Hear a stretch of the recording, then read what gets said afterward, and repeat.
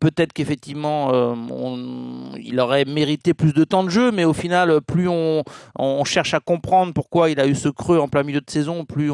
on a les mêmes retours, à savoir que c'est principalement de sa faute, dans le sens où il n'a pas toujours fait les efforts. J'avais vu en lui, moi, des vraies capacités de percussion, et je me suis dit, ça peut être vraiment une belle surprise, et c'est pour ça qu'au final, si tu fais le bilan là, à 4 journées de la fin, je suis déçu. Je pense qu'il a des regrets, honnêtement, et peut-être que au fil d'une saison, on grandit, on a un peu plus de maturité et on se retourne vers les mois précédents et on se dit ok, j'aurais peut-être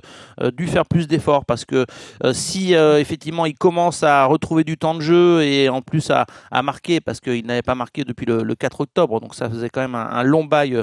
sans but, sans cette adrénaline de faire trembler les filets. C'est que depuis 15 jours, 3 semaines, il a eu peut-être un petit déclic, là où l'OM globalement a demandé à ses troupes de faire plus d'efforts, d'être vraiment focus sur la fin de saison, d'être dans la détermination. Lui, il a visiblement ce coup-ci entendu le message et peut-être qu'il se dit qu'il y a un peu de gâchis pendant 4-5 mois de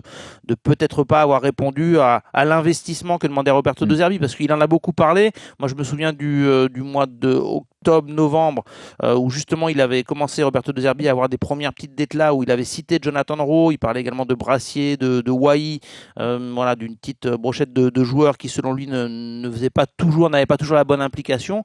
Je pense qu'il aurait dû peut-être avoir le déclic plus tôt, se réveiller plus tôt, Jonathan Rowe.